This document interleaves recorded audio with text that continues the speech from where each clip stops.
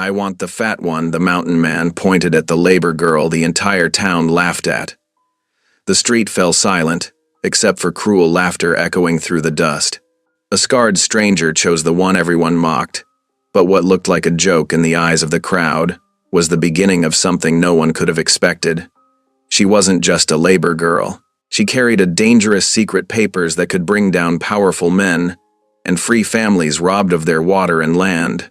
The railroad wanted her silenced, the marshal locked her in chains, and the mountain man, he was the only one willing to stand between her and ruin. Church bells rang, jail keys rattled, hooves thundered in the night as truth clawed its way into the open. Would a woman once scorned as worthless become the very one to expose the lies of an empire? Or would the laughter of the town be the last sound she ever heard? Drop a comment below and share which part of the world you're tuning in from today. If you enjoy stories like this, don't forget to subscribe for more. The morning sun beat down on the dusty Colorado street as Scarlet May pulled her threadbare shawl tighter around her shoulders. The fabric, worn thin from years of use, offered little protection from the cutting glances of the gathered crowd. She stood among a cluster of women at the hiring corner, each hoping for work as a cook or housekeeper at one of the local ranches. The crunch of boots on wooden planks drew closer as ranch foremen moved down the line, studying each woman with calculating eyes. Scarlet kept her gaze fixed on the ground, counting the pebbles scattered across the packed earth. Her heart thundered against her ribs as the men approached her position. "Well, what do we have here?" A nasal voice cut through the morning air. The speaker, a wiry foreman with a weather-beaten face, stopped directly in front of her. "Looks like we got ourselves the fat one today, boys." Cruel laughter rippled through the crowd. Heat flooded Scarlet's cheeks, but she forced herself to remain still. Moving would only draw more attention, and attention had never brought her anything but pain. She'd learned that lesson well over the years. "Reckoned she'd eat more than she'd cook," another voice called out, triggering fresh waves of laughter. Scarlet's fingers twisted in her shawl, knuckles white with tension. She'd known this would happen, it always did. But she needed work. The few coins left in her purse wouldn't buy another night's lodging at the boarding house, let alone food. The foreman circled her like a wolf sizing up prey. "What you think, fellas? Think she'd break the wagon springs before we even made it back to the ranch?" More laughter. More burning shame. Scarlet blinked rapidly, willing back the tears that threatened to spill. Crying would only make it worse. She'd learned that lesson too. The sound of heavy boots on the boardwalk cut through the mockery. A shadow fell across the dust at her feet, and the laughter died away like wind across the prairie. Scarlet dared to lift her eyes. A mountain of a man stood there, his presence commanding silence from the crowd. His face bore a web of scars that spoke of violence and survival, and his eyes held a hardness that made even the cruel foreman take a step back. She recognized him vaguely. Hudson Boone, the reclusive trapper who occasionally traded furs in town. Boone's gaze swept over the gathering, lingering on the foreman who'd started the taunting. Without a word, he lifted one calloused hand and pointed directly at Scarlet. "I want the fat one." The crowd erupted again, but this time their laughter held a different edge, uncertainty. Boone didn't move, didn't speak again. He simply stood there, his stance solid as an oak, until his unwavering stare silenced them one by one. Scarlet's heart raced for a different reason now. She'd heard whispers about Boone, that he lived alone in the mountains, that he'd survived battles with both men and beasts. Some said he hadn't spoken more than 10 words together in the past 5 years. The foreman tried to recover his bravado. Well, looks like even mountain men get lonely." Boone's head turned toward him, slowly, deliberately. Whatever the foreman saw in those eyes made him swallow the rest of his words and step back, nearly tripping over his own feet. "Miss?" Boone's voice was rough from disuse, but not unkind. He held out one massive hand, waiting. Scarlet glanced at his outstretched palm, then back at his face. In those scarred features, she saw no mockery, no cruel amusement, only patience and something that might have been understanding. Her options were few: stay here and face more ridicule, return to her nearly empty room, or take a chance on this stranger's offer. She placed her hand in his. Boone nodded once, then turned and began walking. Scarlett hurried to keep pace with his long strides, aware of the whispers that followed them down the street. She couldn't tell if they were words of scandal or concern, and found she didn't much care. Anything was better than the open mockery of before. The sun was sinking toward the western peaks when they reached their destination, a modest boarding shack on the outskirts of town. The building looked sturdy enough, if plain, with a small vegetable patch to one side and a stack of firewood against the wall. A thin curl of smoke rose from the chimney. Scarlett stood in the yard, her carpet bag clutched to her chest, watching as Boone unlocked the door. Her heart fluttered with uncertainty. She'd accepted his offer without knowing his intentions, driven by desperation and the need to escape the crowd's cruelty.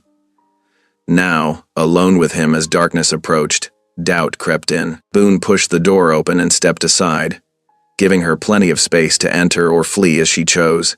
The simple gesture, considering her comfort, eased some of her anxiety. She took a deep breath and stepped forward, passing close enough to catch the scent of leather and wood smoke that clung to his coat. The interior was spare but clean. A stone fireplace dominated one wall, its flames casting warm light across simple furnishings. A table with 2 chairs, a cupboard with dishes, and 2 doors that presumably led to sleeping quarters. Everything was neat, orderly, and somehow lonely. "Temporary," Boone said, breaking the silence. "Until spring trading's done." He gestured to the smaller of the 2 doors. "Your room. Lock works." He pulled a key from his pocket and placed it on the table, then moved to stoke the fire. Scarlett picked up the key, feeling its weight in her palm. A room of her own, with a lock she controlled. The simple trust of it, the respect for her privacy and safety, brought a lump to her throat. "Thank you," she whispered. Boone nodded without looking up from the fire. "Cupboard needs organizing. Cooking too, if you're willing." He paused, then added quietly, "Pays fair." "I'm a good cook," she said, her voice stronger now. "Used to run the kitchen for a railroad camp. I can keep accounts too, if you need." He turned then, studying her with those deep-set eyes. "Good. We'll talk terms in the morning." He moved toward the other door. His room, she assumed, then stopped. "No one bothers you here. My word on it." With that, he disappeared into his room, leaving Scarlett alone in the main area. She stood for a moment, listening to the pop and crackle of the fire, feeling the weight of the key in her hand and the lingering warmth of those simple words. "No one bothers you here." Moving to her assigned room, she found it small but comfortable, with a narrow bed, a chest for her belongings, and a window that looked out over the vegetable patch. The lock worked smoothly, just as he'd said. For the first time in longer than she could remember, Scarlett felt something like peace settle over her. She unpacked her few belongings, hanging her spare dress on a peg and placing her mother's old Bible on the chest. The distant howl of a coyote floated through the window, reminding her of how far she was from the crowded town center. But instead of fear, she felt only relief. Tomorrow would bring its own challenges, but for now, she was safe. The key was hers, the room was hers, and her defender was just on the other side of the wall. It wasn't much, perhaps, but after years of mockery and uncertainty, it felt like the beginning of something new. Scarlett sat on the edge of the bed, running her fingers over the clean quilt, and offered up a silent prayer of thanks. Outside, the last light of day painted the Colorado sky in shades of purple and gold, and somewhere in the distance, a whip-poor-will began its evening song. The firelight danced across the worn floorboards as Scarlett perched on the edge of a wooden chair, her hands clasped tightly in her lap. The steady click and scrape of Hudson cleaning his rifle filled the quiet evening air. He worked with methodical patience, each movement precise and practiced. A tin cup of coffee sat cooling on the table before her, offered without ceremony when they'd come inside. Its warmth seeped through the thick ceramic, giving her restless hands something to hold onto. The familiar scents of gun oil and wood smoke mingled with the bitter coffee aroma, reminding her of evenings at the railroad camp, though there, the air had been thick with crude language and cruder intentions. Here, the silence felt different, respectful, almost. Hudson hadn't tried to make small talk or press her with questions. He simply worked at his task, his presence solid and unchanging as the mountains themselves. Finally, he spoke, his voice low and rough from disuse. "Cabin needs tending." He glanced up briefly from his work. Cooking, mending, fair wage for honest work. Scarlett's shoulders relaxed slightly. These were terms she understood, tasks she could manage. "I can cook," she offered quietly. "Been doing it since I was a girl. And I'm handy with a needle." Hudson nodded, running an oiled cloth along the rifle's barrel. "No mockery here," he added, as if sensing her lingering unease. "Just work that needs doing." The simple statement, delivered without flourish or false sentiment, loosened something in Scarlett's chest. She took a sip of coffee, gathering her courage. The secret she carried had been burning inside her for weeks, making her jump at shadows and peer around corners. Something about Hudson's steady presence made her want to share the burden. "I used to cook at a railroad camp," she began, her voice barely above a whisper. "Up near Silver Creek." Her fingers tightened around the cup. The men there. They weren't careful about what they said when they thought nobody was listening. Hudson's hand stilled on the rifle, though his expression remained neutral. He waited, giving her space to continue or stop as she chose. "One night, I was collecting dishes after supper. Some men were in the office tent, railroad agents and their hired muscle." Scarlett swallowed hard, the memory sharp as broken glass. They were laughing about the land deeds they'd forged, water rights they'd stolen from settlers and the Ute both. Her voice dropped even lower. "I wasn't meant to hear any of it." The fire popped loudly, making her flinch. Hudson set his rifle aside and leaned forward, his scarred face serious in the lamplight.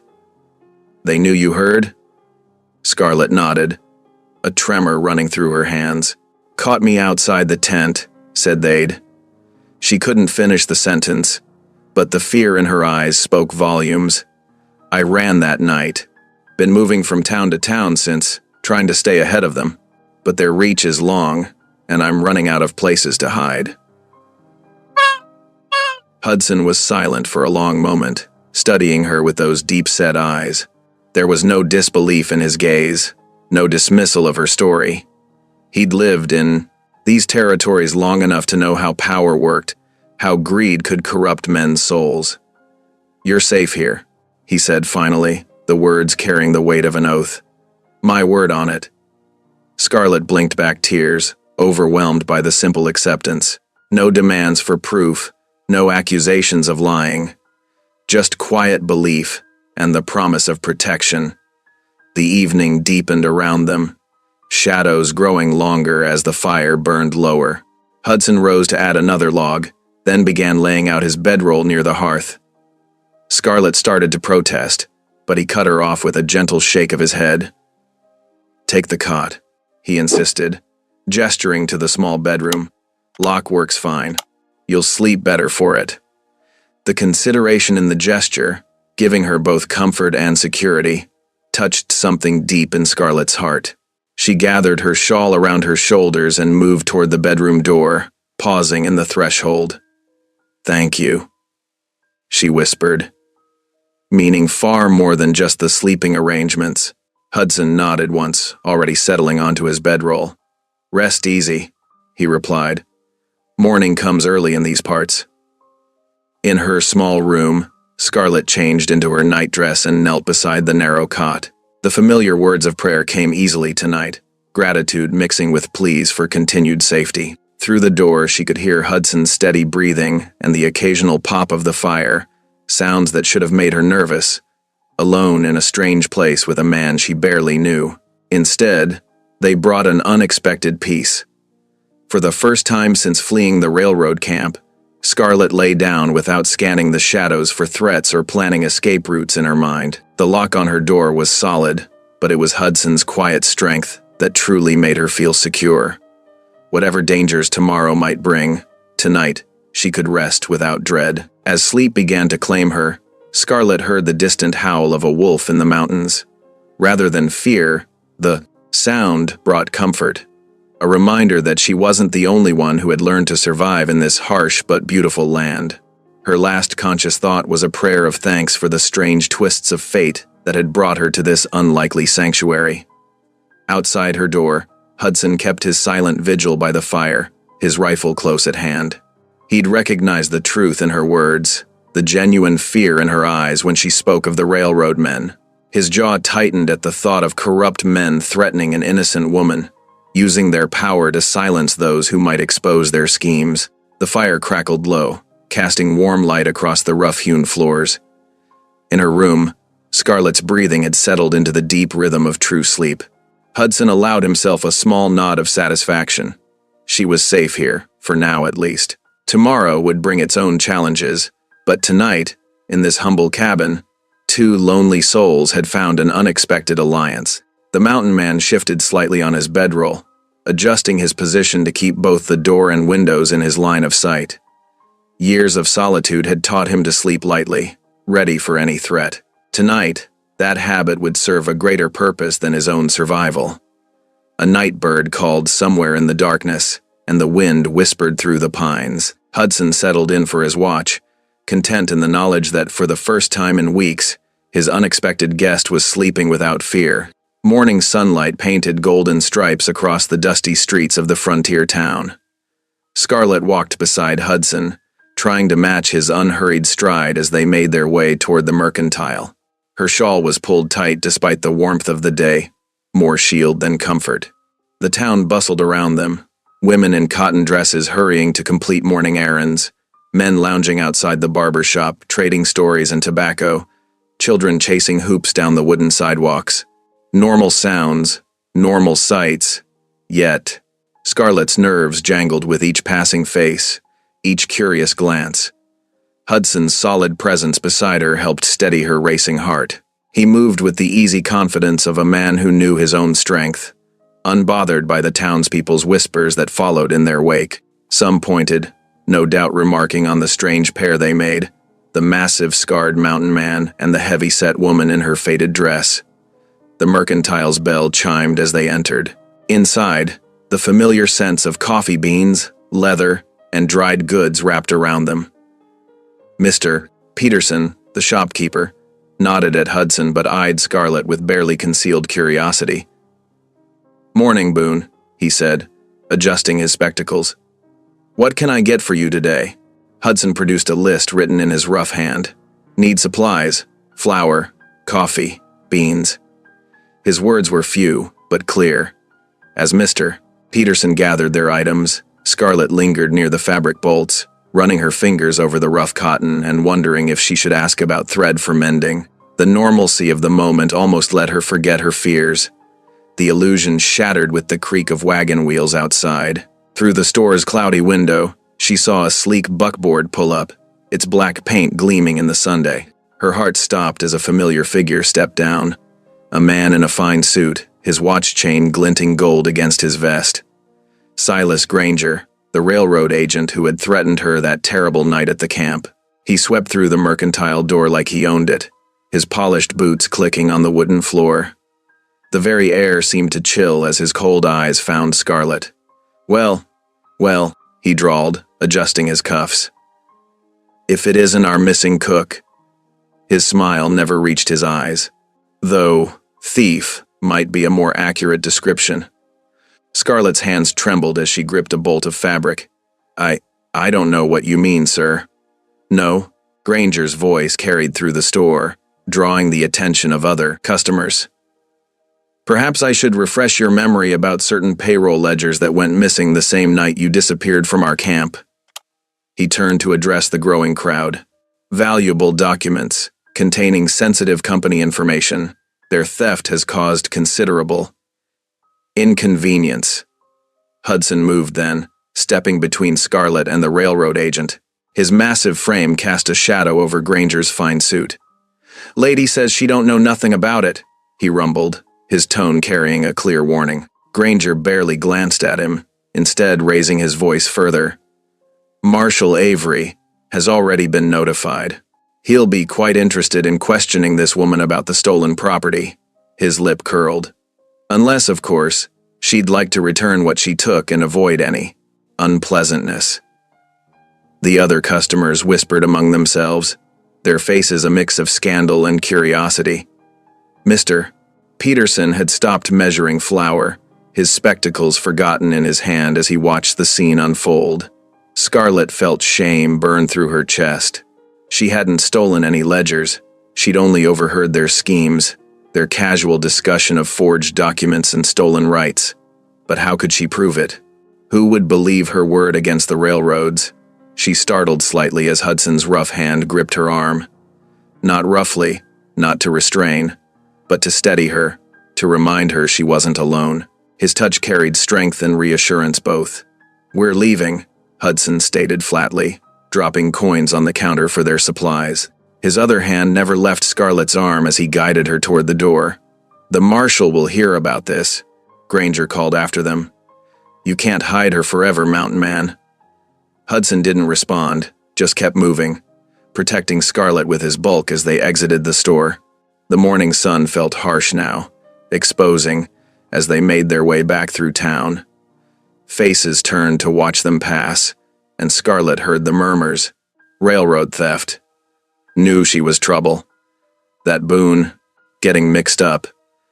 The walk back to the boarding house seemed endless. Only when they were safely inside with the door barred did Scarlett let herself shake properly, tears threatening to spill. "I didn't steal anything," she whispered fiercely. "I swear it. I heard things I wasn't supposed to hear, about the water rights, the forged deeds. They're the thieves, not me." Hudson nodded once, already moving to build up the fire. He didn't waste words telling her he believed her. His actions spoke clearly enough. The day crept by with agonizing slowness. They stayed inside, jumping at every sound of horses or boots on the street outside. Hudson cleaned his rifle again, methodically, while Scarlett tried to keep her hands busy making stew. The familiar task helped calm her nerves, though her appetite had fled. As evening painted the sky in deep purples and oranges, they sat at the rough table with bowls of steaming stew before them. The fire crackled in the hearth, its warmth unable to touch the cold knot of fear in Scarlett's stomach. She pushed the food around with her spoon, lost in thought. "Can't run forever," she said finally, her voice barely above a whisper. "The railroad, they won't stop. They have too much to lose if the truth comes out." Hudson set his spoon down, considering her words. Outside, a dog barked in the distance, and somewhere a door slammed. The normal sounds of a town settling into night seemed suddenly threatening. "Got a cabin," he said after a long moment. "Up in the mountains. Remote. Could stay there till things cool down." He paused, choosing his words carefully. "Your choice. Won't force you either way." Scarlett stared into her cooling stew, weighing her options. The thought of fleeing into the wilderness with a man she barely knew should have terrified her. But the alternative, waiting for Marshal Avery to arrest her on false charges, facing whatever the railroad had planned, that was far more frightening. She looked up, meeting Hudson's steady gaze across the table. In his eyes, she saw no judgment, no demand, just the simple offer of sanctuary.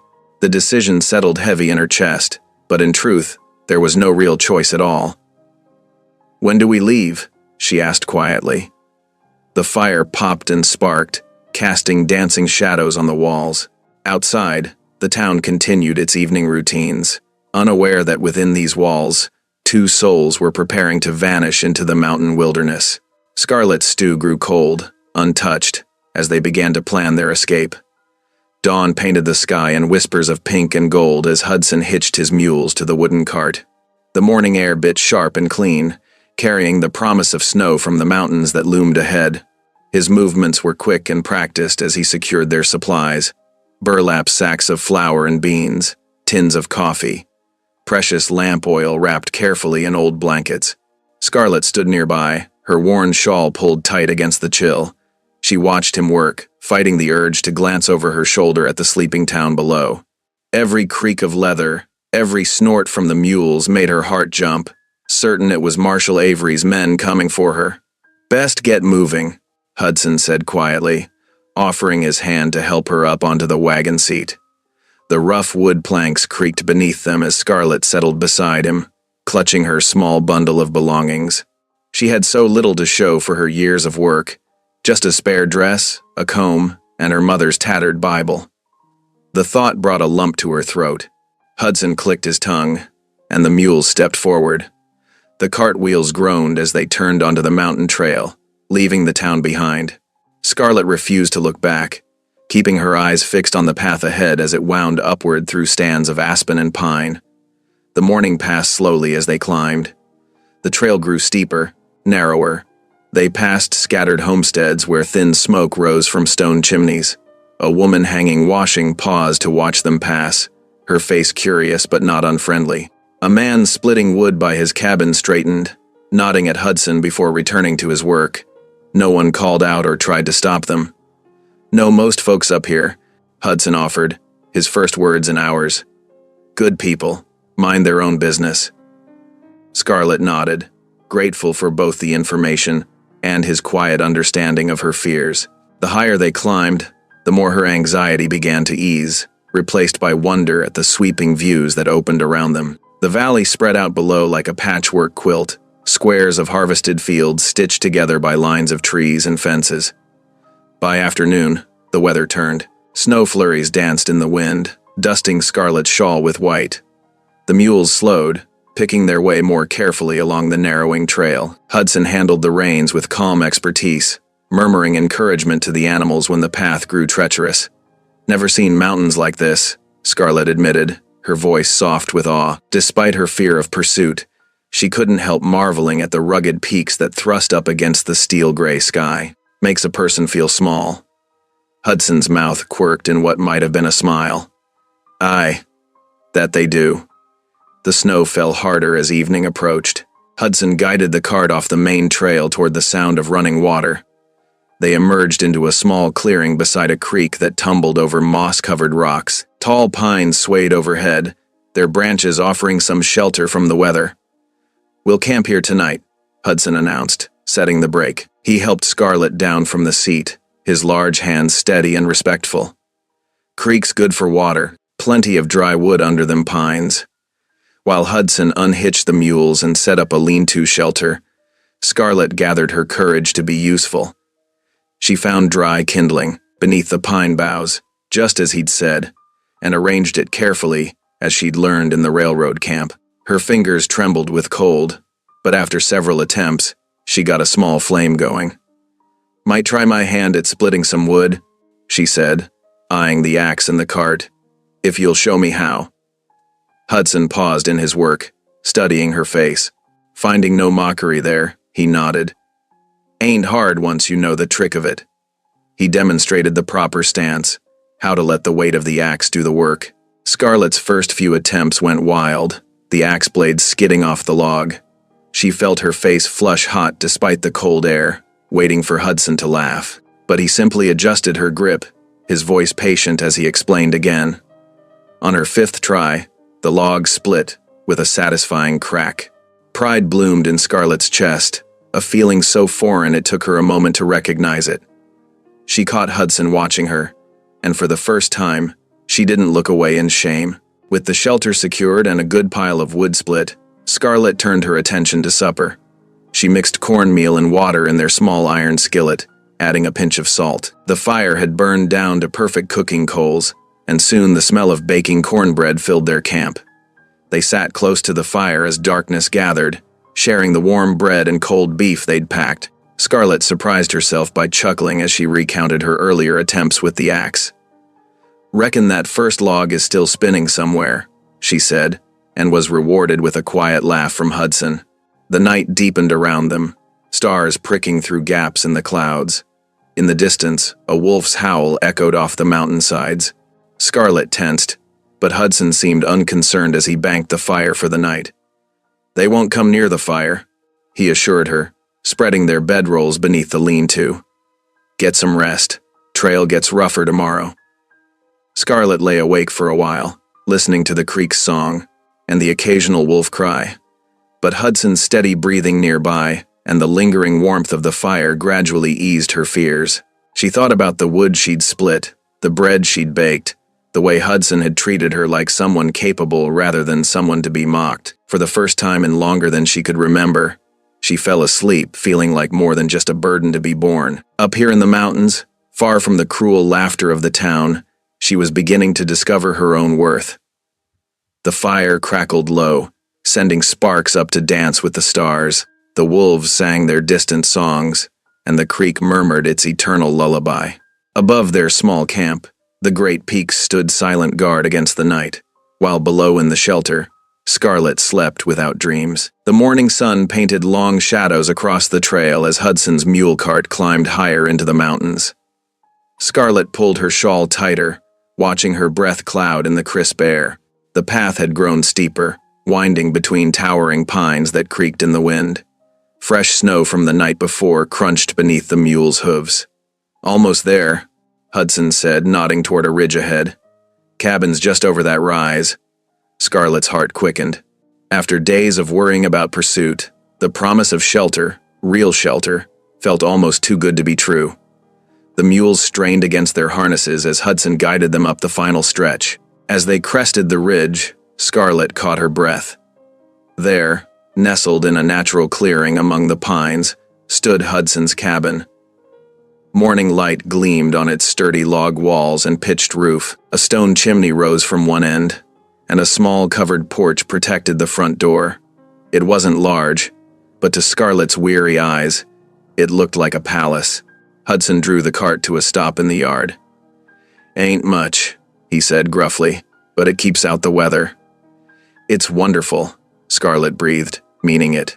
After years of cramped railroad camp tents and drafty boarding houses, the solid cabin before her seemed the very picture of home. As Hudson unhitched the mules, Scarlet climbed down from the wagon seat, her legs stiff from the journey. She approached the cabin slowly, taking in every detail. A stack of split wood lined one wall. Dried herbs hung from the porch rafters. Through the windows, she could see shelves lined with glass jars, preserved fruits and vegetables that glowed like jewels in the morning light. Hudson stepped past her to unlock the door, which swung open with a creak of iron hinges. "Come on in," he said. "Need to show you where everything is." The cabin's main room was larger than it had appeared from outside. A massive stone hearth dominated one wall, its firebox large enough to hold logs that would burn through the night. A wooden table and chair stood nearby, and a rocking chair sat beside the hearth. More shelves lined the walls, holding everything from tools to books to those gleaming preserves she'd spotted through the window. "Kitchen's here," Hudson said, gesturing to a corner equipped with a cast-iron stove, work table, and more shelves of provisions. "Got a pump out back for water. Root cellars under a trap door by the hearth."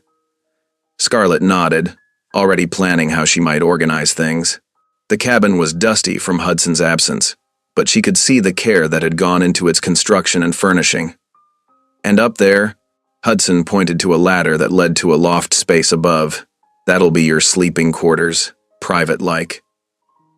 Scarlet's throat tightened at his thoughtfulness. He'd clearly given consideration to her comfort and dignity. The loft would be her own space, something she hadn't had since leaving home years ago. "Thank you," she managed. "I'll get it cleaned up straight away." "Need to unload the wagon first," Hudson reminded her. "Storm's coming. Can smell it in the air." They worked together to bring in their supplies, storing everything in its proper place. Scarlet was grateful for the activity. It kept her mind off her troubles and gave her hands purpose. Once the wagon was empty, she found a broom and began attacking the dust while Hudson went out to chop more wood before the weather turned. The steady rhythm of his axe echoed through the cabin as Scarlet swept. She opened windows to let in the fresh mountain air, beat dust from blankets, and arranged her few belongings in the loft. The work felt good, right somehow. This wasn't charity. She was earning her keep, making herself useful. The crack of the axe suddenly changed pitch, followed by a sharp curse. Scarlet's head snapped up. Through the window, she saw Hudson stumble back from the chopping block, clutching his arm. Dark blood welled between his fingers. She ran outside, her heart pounding. Hudson stood rigid, his face pale beneath his beard. A deep gash ran along his forearm where the axe had slipped. "Let me see," Scarlett said firmly, falling back on her experience tending injuries in the railroad camp. When Hudson hesitated, she added, "Please, I know what to do." Slowly, he extended his arm. The cut was bad, not life-threatening, but in need of immediate attention. Without hesitation, Scarlett untied her apron and tore it into strips. "Need to clean it first," she said. "Where's your medical supplies?" "Box under the sink," Hudson ground out. "But I can." "Sit," Scarlett ordered, surprising herself with her authority. More surprising still, Hudson obeyed, lowering himself onto a nearby stump. She hurried inside and found the box, returning with clean cloth, a bottle of whiskey, and bandages. Hudson watched silently as she cleaned the wound with the whiskey. His jaw clenched, but he didn't pull away. "Good thing it wasn't your axe hand," Scarlett commented as she worked, trying to distract him from the pain. "Though I reckon you'd have found a way to keep chopping even if it was." A grunt was his only response, but she caught the slight softening around his eyes. With practiced movements, she bound the gash with strips from her apron, wrapping them snug but not too tight. "There," she said finally. "That should hold, but you'll need to keep it clean, and no more chopping today." Hudson examined her handiwork, flexing his fingers carefully. "You've done this before." "Railroad camps ain't exactly gentle places," Scarlett replied. "Learned to patch up worse than this," he nodded slowly, and something passed between them, an understanding perhaps. They were both survivors, each with skills earned through hard experience. "Thank you," he said simply. "Least I could do," Scarlett answered, gathering up the medical supplies. "Now, you get inside and rest that arm. I'll finish up out here." To her surprise, Hudson didn't argue. He rose from the stump and headed for the cabin, though she noticed he paused in the doorway to watch as she carefully gathered the wood he'd already split. By the time Scarlett finished bringing in the wood and securing things for the coming storm, snow had begun falling in earnest. Wind whistled through the pines as she latched the cabin door behind her. Hudson sat in the rocking chair by the hearth, where a fire now blazed welcomingly. "Found some venison in the root cellar," he said. "Thought you might make use of it." Scarlett nodded, already moving toward the kitchen area. "Stew would be good on a night like this. I saw carrots and potatoes down there, too." She worked steadily, cutting vegetables and preparing the meat while Hudson rested. The familiar tasks calmed her, and soon the cabin filled with the rich aroma of simmering stew. Outside, the snow fell thicker, but inside was warm and secure. As she stirred the pot, Scarlett felt an unfamiliar sensation bloom in her chest. It took her a moment to recognize it as pride, not the defensive pride she'd worn as armor against mockery, but something deeper. Here, in this mountain cabin, she wasn't just someone to be protected. She had protected in turn, had proven her worth not through words but through action. Hudson's steady breathing from the rocking chair mixed with the crack of the fire and the bubble of the stew. Snow brushed against the windows like gentle fingers. For the first time in longer than she could remember, Scarlett felt truly at peace. She glanced at Hudson's bandaged arm and smiled softly. Perhaps they had both found something they needed in this cabin among the pines. Not just shelter from those who would harm them, but the chance to be useful, to be valued, to be whole. The stew simmered, spreading its warmth through the cabin as the mountain night deepened around them. The days following Hudson's injury settled into a peaceful rhythm. Winter wrapped the mountain cabin in its white embrace, transforming the landscape into a pristine wonderland. Icicles hung like crystal daggers from the eaves, catching the morning light and scattering rainbow fragments across the snow-covered ground.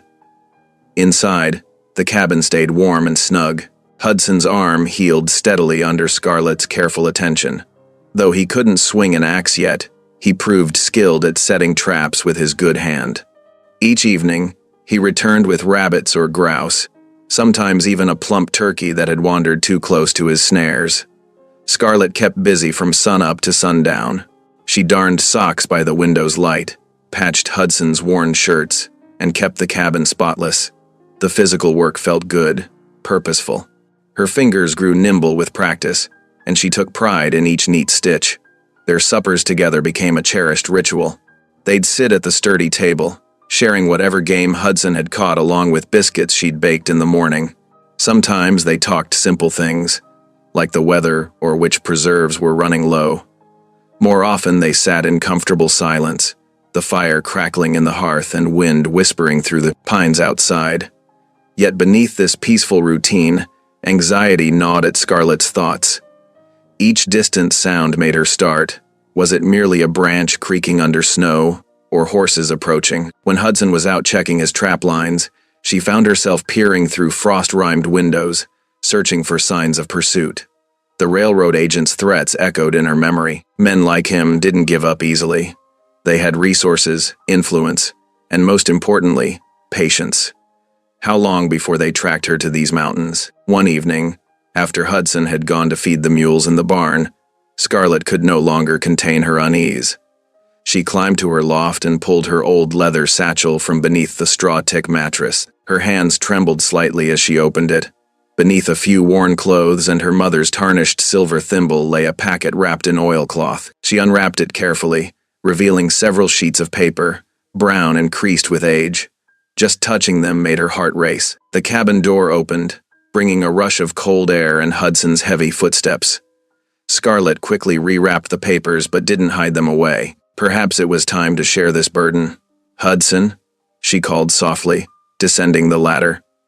He looked up from where he was hanging his coat, snowflakes still melting in his beard. Something in her voice must have alerted him, because his expression grew serious. "What is it?" Scarlett crossed to the table and laid the packet down. "There's something you should see." Her fingers shook as she unwrapped the oilcloth. "These are what I took from the railroad camp. The real reason they're hunting me." Hudson pulled a chair close, his movements careful and deliberate. The papers crackled as Scarlett spread them out in the lamplight. "These here," she pointed to several documents bearing official-looking seals. "They're water rights contracts, but look closer at the signatures." Hudson leaned in, squinting at the faded ink. "They're different, same names, but written by different hands." Scarlett nodded. The railroad men forged new contracts, changed the terms to steal water access from both ranchers and Ute families. Her voice grew bitter. They figured nobody'd believe Indians over the railroad anyway, and most ranchers can't read well enough to spot the differences. "How'd you come by these?" Hudson asked quietly. "I was cooking for the survey camp." Scarlett's hands twisted in her apron. "Late one night, I heard voices from the office tent. The agent Granger he was drinking with his men, bragging about how clever they'd been, how they'd secured water rights to half the territory through their little adjustments." She swallowed hard. "They left the documents out when they finally passed out. I took them." Hudson studied the papers intently, his scarred face grave in the lamplight. "This is why they're so set on finding you. These could ruin them." "I knew it was dangerous to keep them," Scarlett whispered. "But I couldn't destroy them, not when so many folks stood to lose everything." She wrapped her arms around herself, suddenly cold despite the fire's warmth. "What if they find us here? What if—" "They won't," Hudson cut in firmly. "But we can't hide forever. These papers need to see proper light. Who'd believe us? The railroad has judges in their pocket." Hudson was quiet for a moment, absently rubbing his healing arm. "Reverend Harlan might. He's got influence, and he's known for standing up to corruption. More importantly, he's respected by both settlers and the Ute people." Scarlett had heard of the circuit-riding preacher. People said he was different from other religious men, that he cared more for justice than for wealthy benefactors. Still, fear clutched at her throat. Showing these could cost us everything. Maybe even our lives. "Hiding them is already costing folks everything," Hudson replied softly. "Sometimes truth demands courage." His words struck something deep in Scarlett's heart. She thought of the families who'd lost their water rights, of children going thirsty while railroad men grew fat on stolen resources. The fear was still there, but something stronger began to grow alongside it: determination. "The snow's been heavy," she said slowly, "but it usually softens some by mid-morning. We could make it down to town then, if we're careful." Hudson nodded, gathering the papers and rewrapping them carefully in their oilcloth. "We'll wait for a clear day. No sense risking the trip in bad weather." He handed the packet back to Scarlett, his rough fingers brushing hers. The touch was brief but reassuring, like everything about him. She tucked the document safely away, feeling both lighter and heavier for having shared their burden. That night, as wind sighed through the pines and moonlight painted silver patterns on the cabin floor, Scarlett lay awake in her loft. The choice ahead weighed heavily on her mind. For weeks, she'd found peace in this mountain sanctuary. Hudson's quiet strength had helped her rediscover her own worth. Was she ready to risk it all for the sake of truth? She thought of Hudson's words about courage. He hadn't pressed her or demanded anything. He'd simply stated what he believed was right, then left the choice to her. That trust, more than anything, helped settle her resolve. Tomorrow they would check the weather. If the sky was clear and the snow beginning to soften, they would make their way down the mountain to seek out Reverend Harlan. The thought still frightened her, but she was no longer the same woman who'd stood trembling at the hiring corner, burning with shame under cruel mockery. She had found strength in this cabin, not just Hudson's protection, but her own capacity to heal and help in return. Whatever came next, she would face it standing tall, secure in the knowledge that she was doing what was right. The wind's whisper gradually softened to a lullaby, and Scarlett drifted off to sleep. In her dreams, she stood beneath open skies, no longer running, no longer hiding, free at last to speak truth without fear. The thaw arrived like a whispered promise. First came the drip of icicles outside the cabin windows, then the soft settling of snow as warmth crept back into the mountain air. Within weeks, patches of bare ground emerged beneath the pines, dark and damp with melting drifts. Hudson tested the trail one morning, boots sinking into the softening earth. "Time's come," he said simply when he returned. Scarlett nodded, her heart quickening. They had waited for this, planned for it, yet now that the moment arrived, she felt the weight of their decision settle heavy on her shoulders. They spent that evening, preparing. Scarlett baked extra cornbread and packed dried venison, apples, and the last of their winter preserves into Hudson's oilskin satchel. Her movements were careful, deliberate, each task helping to steady her nerves. Hudson cleaned his rifle and checked the mule's tack by lamplight, his scarred face grave with concentration. Dawn broke clear and cool the next morning. Scarlett wrapped the railroad documents carefully in oilcloth, tucking them deep within her shawl. Hudson saddled the mule, securing their provisions and a few trade goods they might need in town. Neither spoke much as they began their descent from the cabin, but the silence between them was comfortable, strengthened by shared purpose.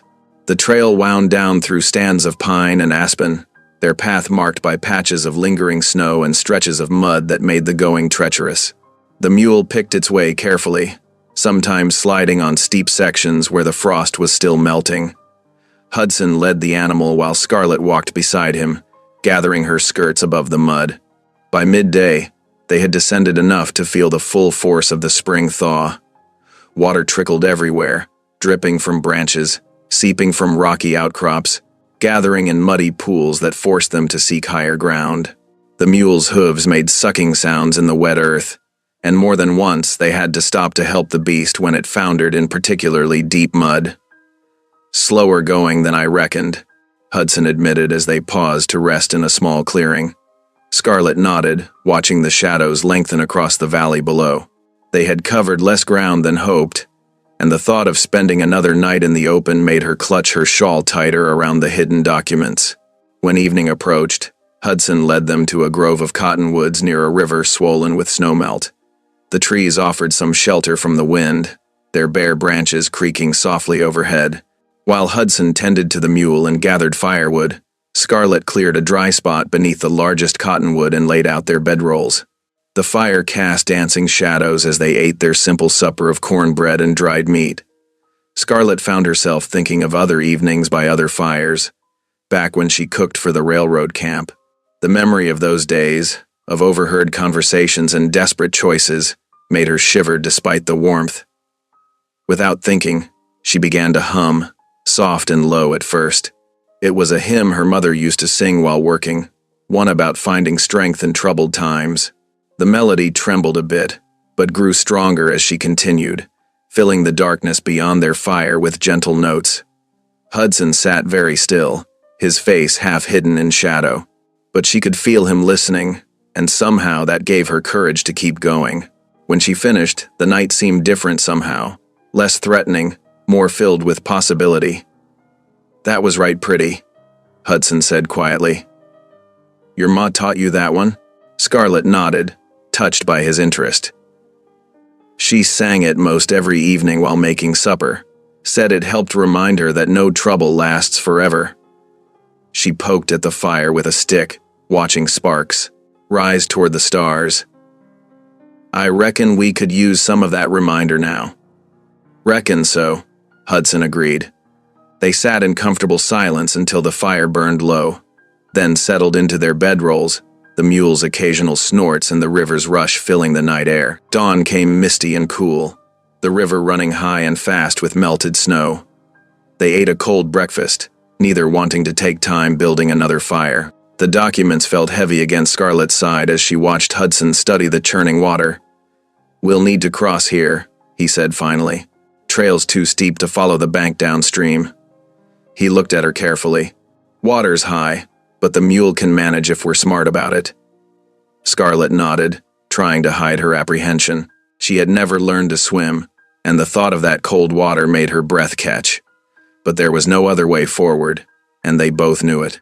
Hudson led them downstream a ways, searching for the safest crossing point. He found a section where the river ran wider and somewhat shallower, though the current still looked fierce to Scarlett's eyes. They secured their provisions high on the mule's back, and Hudson double-checked every strap. "Stay close to the mule's upstream side," he instructed, his voice gentle but firm. "Hold the saddle if you need to. I'll lead us across." He squeezed her shoulder briefly, the touch conveying more reassurance than words could. The water was shockingly cold when they entered, making Scarlett gasp.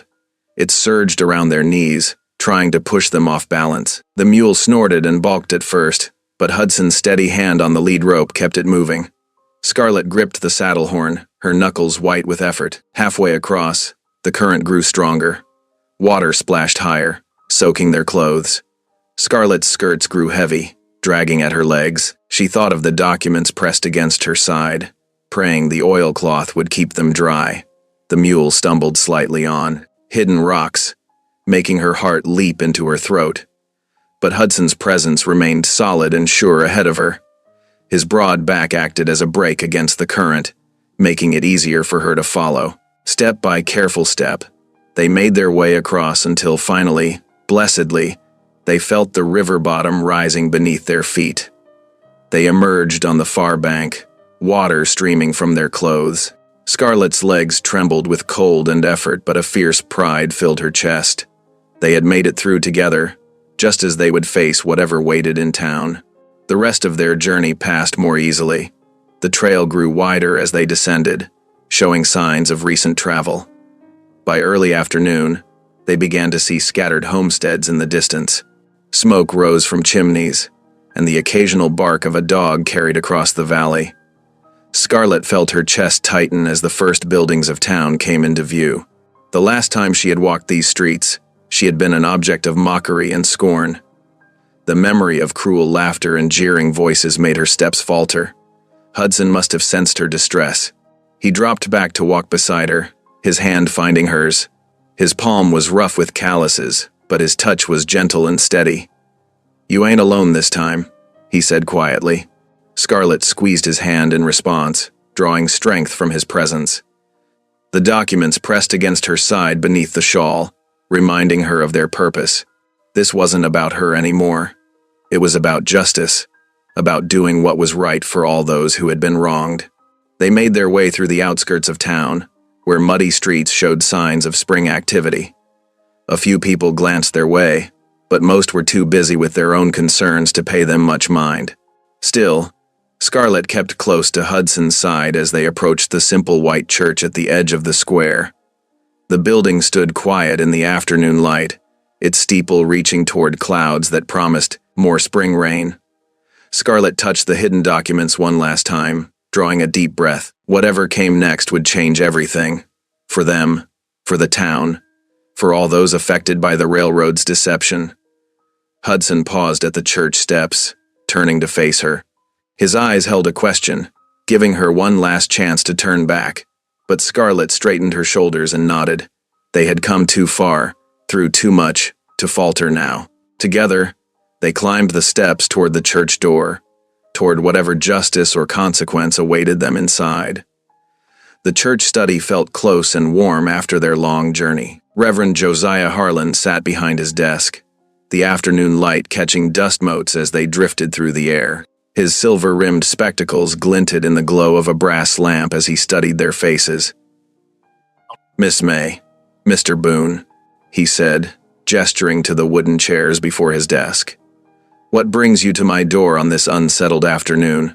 Scarlett's fingers trembled as she withdrew the oilcloth package from beneath her shawl. The documents inside had survived their river crossing, though the wrapping was damp at the edges. She placed them carefully on the desk, aware of how ordinary they looked for papers that held such dangerous truth. "These need to be seen by honest eyes, Reverend," Hudson said, his voice low and steady. "They show how the railroad men forged water rights, took land from both settlers and the Ute people through false papers."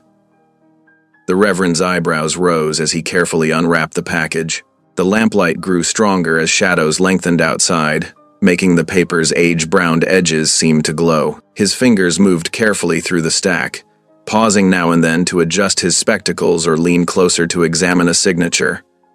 Scarlett watched his face, her heart beating quick and uneven. She had carried these papers for so long, first in terror and then in hope. Now, seeing them spread across the Reverend's desk, they seemed both more and less than she remembered. Just ink and paper, but weighted with the power to bring justice or ruin. Reverend Harlan's frown deepened as he read, creating new creases in his weathered face. The tick of the wall clock seemed to grow louder in the silence, marking each moment of his scrutiny. Finally, he looked up, his expression grave. "These are serious accusations," he said slowly. "If what these documents show is true, and I've no reason to doubt their authenticity, then many people have been grievously wronged." He removed his spectacles, polishing them with a cloth from his desk drawer. "I'll need time to study them properly, to understand the full scope of this deception." "How long?" Hudson asked, his tone careful. "Give me until Sunday's service," the Reverend replied, replacing his spectacles. "I'll have read them thoroughly by then and can better advise how to proceed." He looked directly at Scarlett. "You've shown great courage in bringing these forward, Miss May." Scarlett ducked her head, unused to such frank praise. "Thank you, Reverend," she whispered. Relief flickered through her as they left the study, though worry still gnawed at her edges.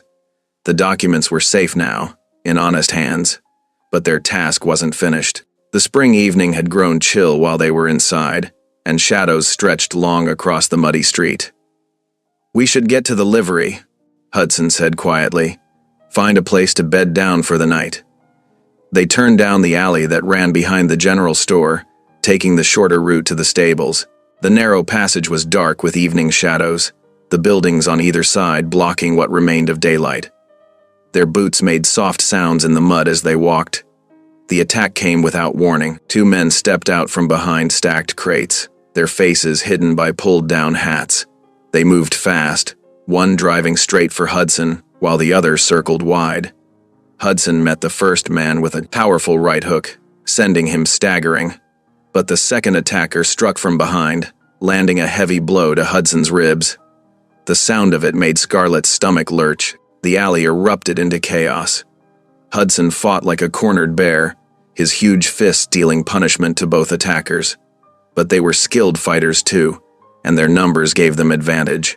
One caught Hudson with a kick to his already injured side, making him grunt in pain. Scarlett stood frozen for a moment, terror holding her in place. Then she saw one of the thugs draw back for another strike at Hudson, who was struggling with the other man. Without thinking, she grabbed a lantern hanging from a stable wall. "Leave him be," she screamed, swinging the lantern with all her might at the second attacker's head. The man ducked, but her wild swing forced him to step back. The lantern's light swung crazily, casting wild shadows that made the alley seem to dance. It was enough of a distraction for Hudson to drive his elbow into the first man's face with a sickening crunch. The thug went down hard, blood streaming from his nose. His partner took one look at Hudson's advancing form and fled, disappearing into the gathering dark. For a moment, the only sounds were harsh breathing and the groans of the fallen man. "Run," Hudson gasped, clutching his side. "Boarding house, now." They fled through back streets and shadows, taking a twisting route to throw off any pursuit. By the time they reached the boarding house, both were winded and shaking. The proprietor took one look at their mud-splattered, disheveled state and handed over a key without question. The room was small but clean, with a narrow bed and washstand. A lamp burned low on the bedside table, casting warm light across worn floorboards. Hudson sank onto the bed with a barely suppressed groan, his face gray with pain. "Let me see," Scarlett said softly, moving to his side. Her hands shook as she helped him remove his coat and shirt, revealing angry bruising already spreading across his ribs. "Nothing broken," Hudson said through clenched teeth. "Just cracked some, had worse." Scarlett dipped a cloth in the washstand's basin, carefully cleaning dirt from his scratched knuckles. The water turned pink with blood, his and perhaps the other man's too. Her own hands were scraped from gripping the lantern's rough metal, but she hardly felt the sting. "I never thought I'd do something like that," she whispered, wringing out the cloth. "Swinging a lantern at a man like some wild thing. I've never." She trailed off, still amazed at her own actions.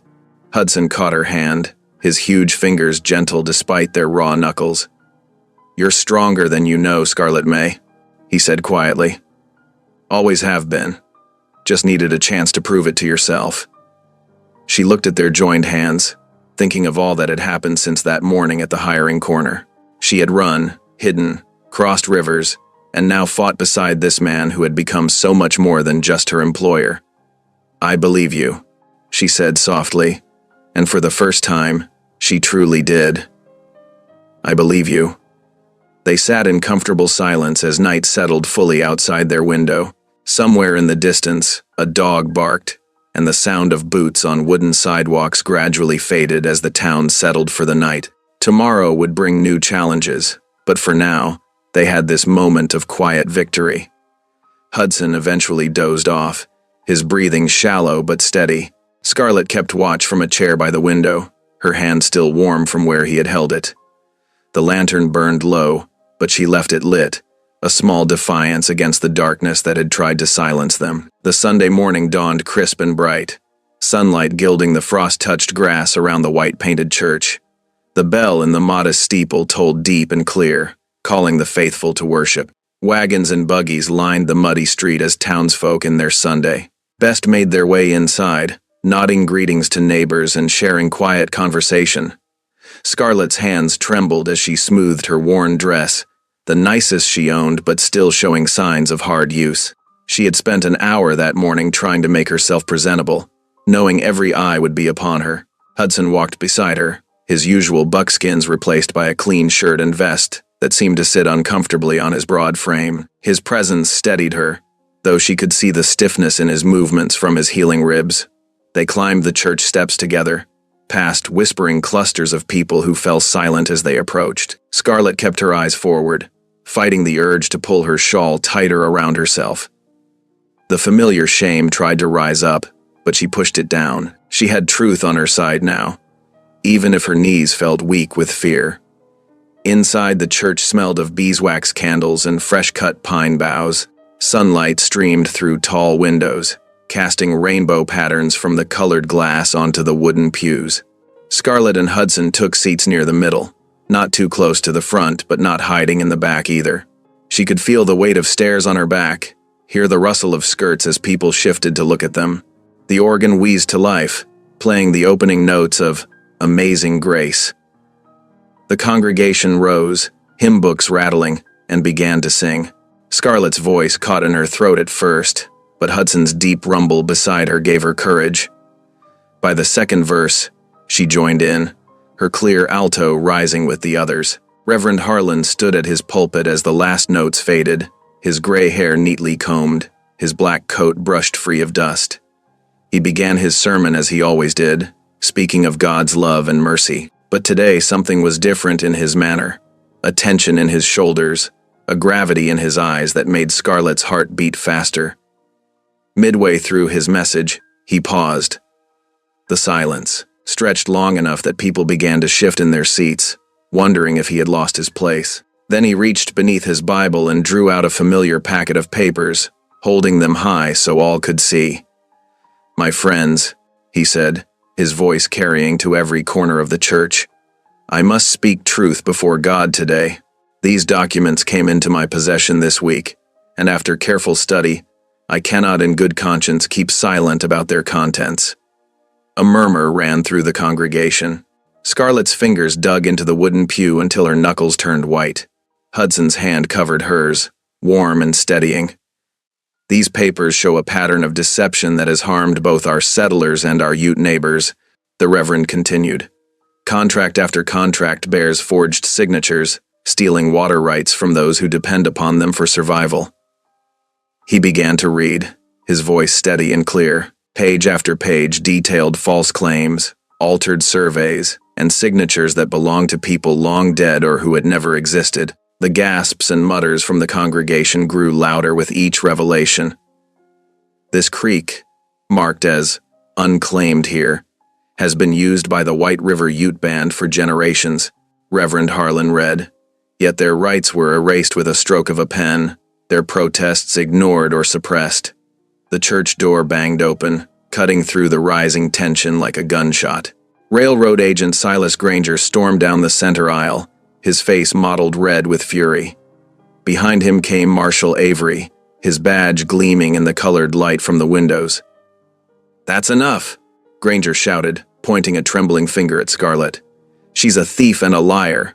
Those documents were stolen from railroad offices. They're company property." "They're proof of your crimes," Hudson growled, starting to rise. But Scarlett gripped his arm, holding him back. She could see deputies filtering in through the door, hands on their gun belts. "Marshal," Granger demanded, "do your duty. Arrest that woman for theft." Marshal Avery stepped forward, his weathered face set in hard lines. "Miss May," he said, "you're under arrest for the theft of railroad property and interference with company business." The congregation sat frozen, watching as the marshal moved toward their pew. Some faces showed shock, others confusion, and a few, Scarlett noted with a stab of pain, held satisfaction at seeing her brought low again. "This is wrong," Hudson protested, his voice rough with anger. "She's exposed their lies. You can't arrest her for telling the truth." Two deputies grabbed his arms as he tried to stand. Hudson struggled, nearly breaking free despite his injured ribs, but more men piled on until they had him restrained. They dragged him toward the door, his boots leaving scuff marks on the clean floor. "Please," Scarlett said softly as the marshal reached for her. "Let me walk out on my own." Something flickered in Avery's eyes. Respect, perhaps, or shame, and he nodded. Scarlett stood, holding her head high despite the tears threatening to fall. She walked down the same aisle where she had entered with such hope, past the same faces that had once mocked her size and poverty. The morning sun seemed harsh now as they emerged from the church. A small crowd had gathered, drawn by the commotion. Scarlett saw the former foreman who had jeered at her that day at the hiring corner. His face showed a mean sort of pleasure at her predicament. Hudson was still struggling with the deputies near the steps. "Scarlett," he called, his voice raw. "I'll find a way. I won't let them." A deputy's fist drove into his stomach, silencing him. They dragged him away around the corner of the church, leaving Scarlett alone with the marshal and her shame. But this shame felt different from before. It wasn't the hot flush of humiliation she had known so often. Instead, it sat cold and hard in her chest, mixed with anger at the injustice being done. She had spent so long running from the truth, And now that she had finally stood to face it, she was being punished for her courage. Marshal Avery's hand was firm but not cruel on her arm as he led her down the street toward the jail. Church bells began to toll again, marking the end of the interrupted service. Scarlett walked steadily, though her heart felt as heavy as lead. The same streets where she had once ducked her head and hurried past, pointing fingers, now witnessed her arrest. But she refused to cower this time. Her hope might be crushed, but something stronger had taken root in its place, a determination that truth would prevail, no matter the cost. She thought of Hudson's words, "You're stronger than you know." She would need that strength now, more than ever. The jail's iron door creaked open before her, dark and uninviting. Scarlett took a deep breath, squared her shoulders, and stepped inside. The door clanged shut behind her, the sound echoing through the Sunday morning quiet like a final judgment. Through the barred window, she could still hear the last echoes of the church bells fading away, carrying with them the promise of justice yet unfulfilled. The iron door of the jail cell groaned shut with a heavy clang. Scarlett flinched at the sound, watching through the bars as Marshal Avery turned the key in the lock. The cell was small and cold, with only a narrow cot, a tin water cup, and a rough wool blanket for comfort. Late afternoon sunlight filtered weakly through a barred window high on the wall, casting shadows across the stone floor. Scarlett's wrists ached where the iron shackles bit into them. The marshal had insisted on the chains, though his eyes had held a shadow of regret as he'd locked them in place. Now she sat on the hard cot, the thin mattress doing little to cushion her from the metal frame beneath. The jail was quiet except for the occasional scrape of the deputy's boots as he made his rounds. Outside, she could hear the muffled sounds of the town going about its Sunday business. Wagon wheels on packed dirt, distant voices, the flutter of pigeons on the roof. The normalcy of it all made her situation feel even more surreal. To keep the tears at bay, Scarlett began to hum softly. The melody came naturally. "Sweet Hour of Prayer," one of her mother's favorites. Mama had sung it while kneading bread, while hanging laundry, while rocking sick children to sleep. The familiar tune brought comfort, even here in this cold cell. "Sweet hour of prayer, sweet hour of prayer," she whispered, her voice barely audible. "That calls me from a world of care." The words caught in her throat, thick with emotion, but she forced herself to continue. Her mother's voice seemed to join with hers in memory, strong and clear as it had been all those years ago. Across town, in the shabby boarding house room he'd rented, Hudson Boone paced like a caged mountain lion.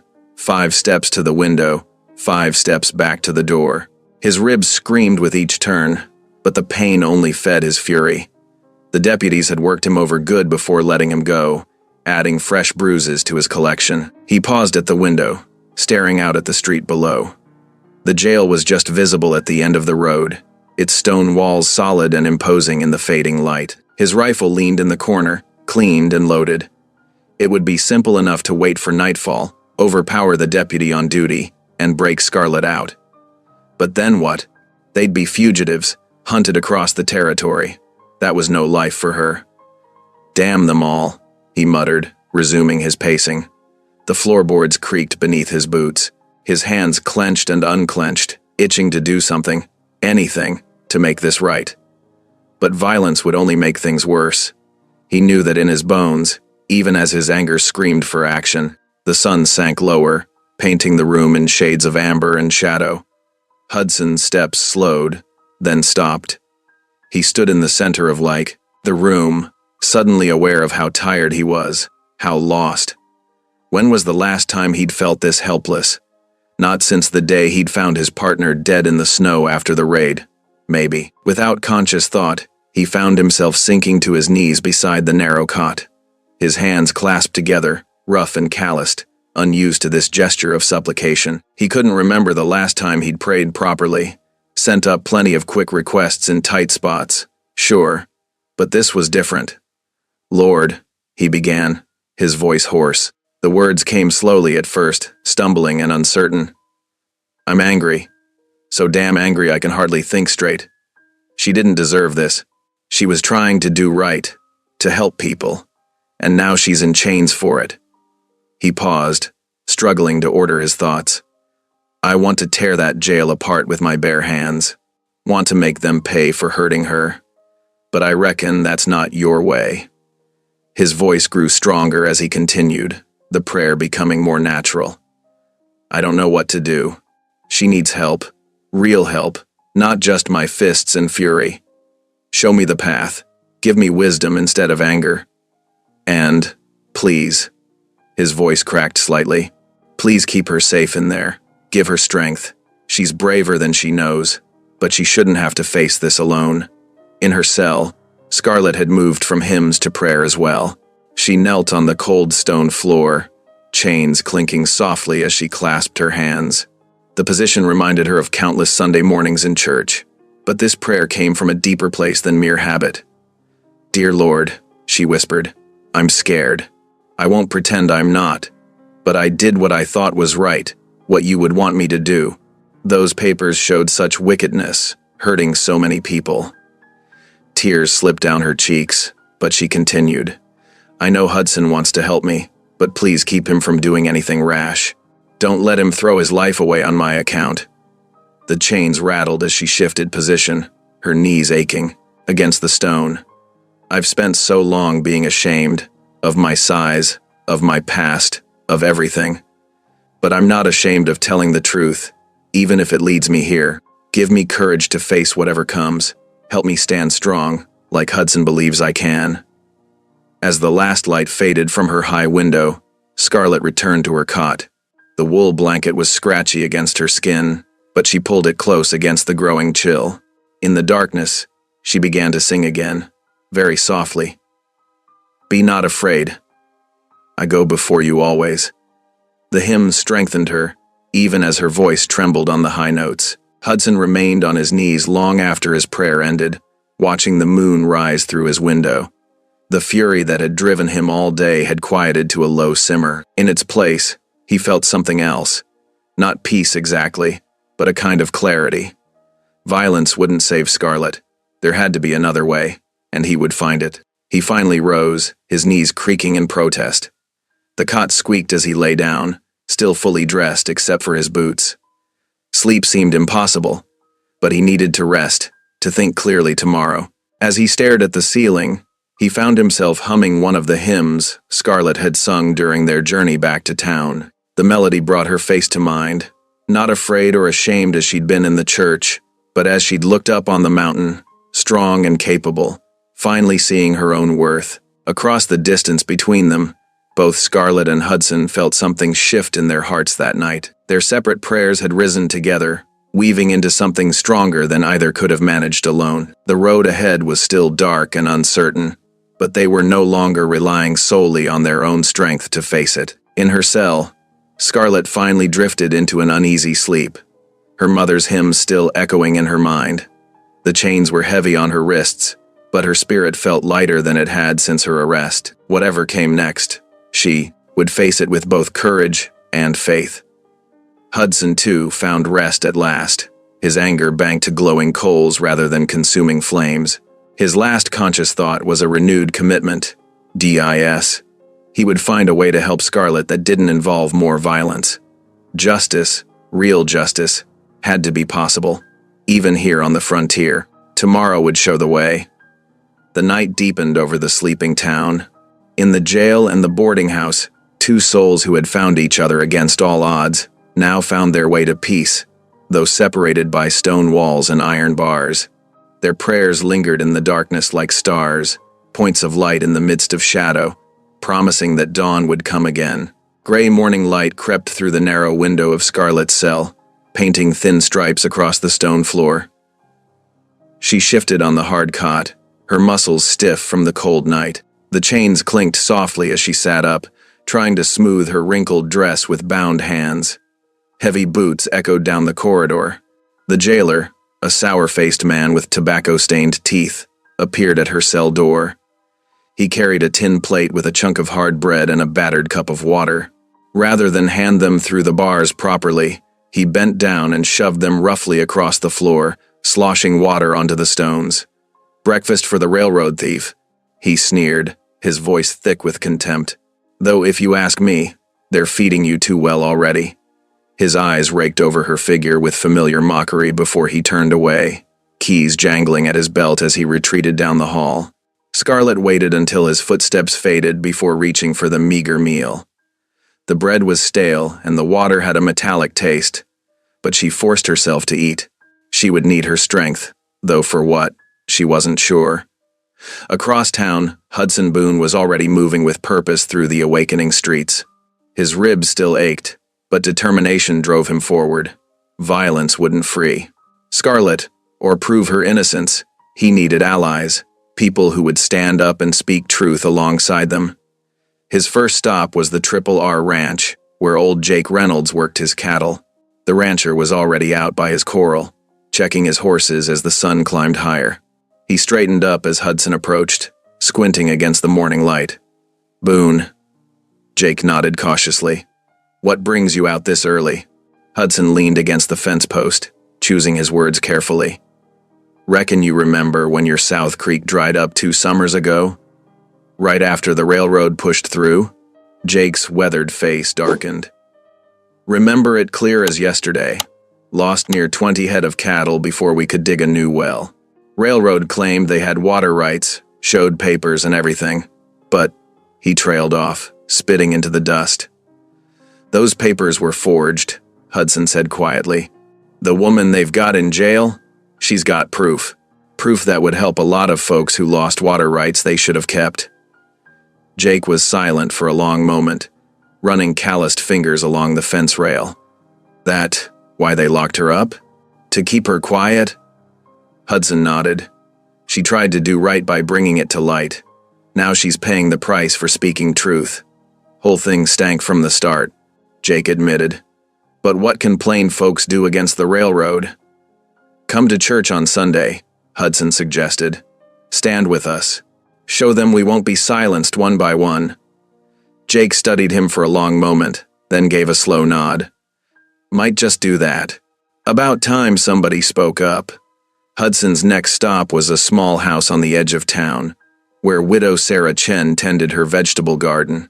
Her well had gone dry the same summer as Jake's Creek, forcing her to carry water from town every day just to keep her plants alive. She listened intently as Hudson explained about Scarlett and the documents, her dark eyes sharp despite her aged face.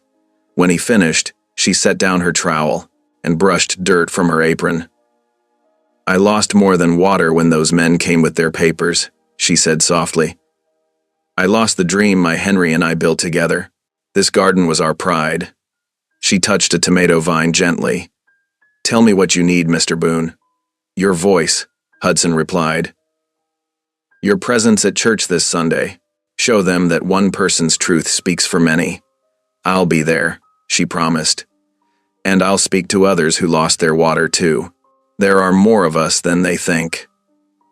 Throughout the day, Hudson moved carefully through town, speaking quietly to those he knew had suffered from the railroad schemes. A shopkeeper whose brother lost his farm, a blacksmith whose forge pond was drained. Each conversation had to be handled delicately. People were still afraid of the railroad's power, but their anger at past injuries ran deep. The sun was setting when Hudson returned to his boarding house.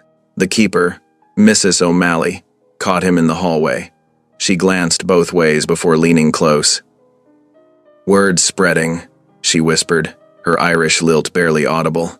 "I've heard talk all day. People are remembering their own troubles with those railroad men. Many say they'll come Sunday, though some are still fearful." Hudson touched the brim of his hat. "Much obliged for telling me, ma'am."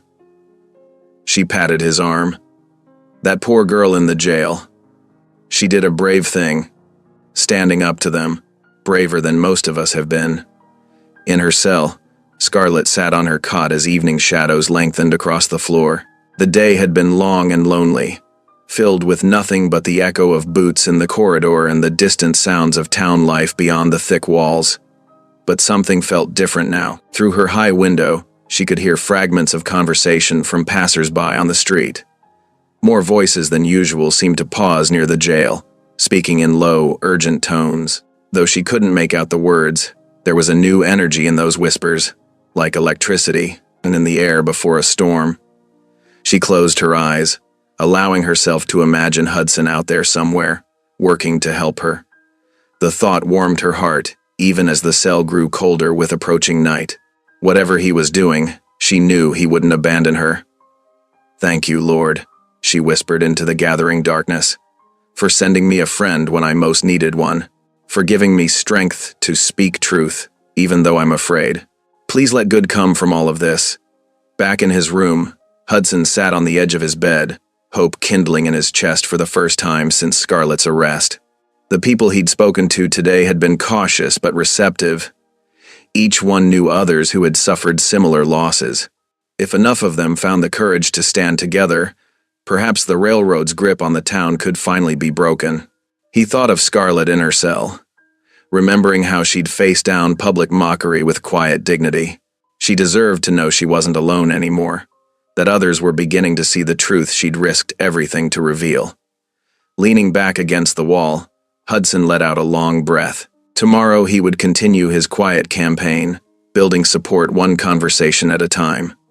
Sunday would show whether enough people were ready to take a stand for justice. For now, he could only pray that the whispers spreading through town would grow into voices strong enough to be heard.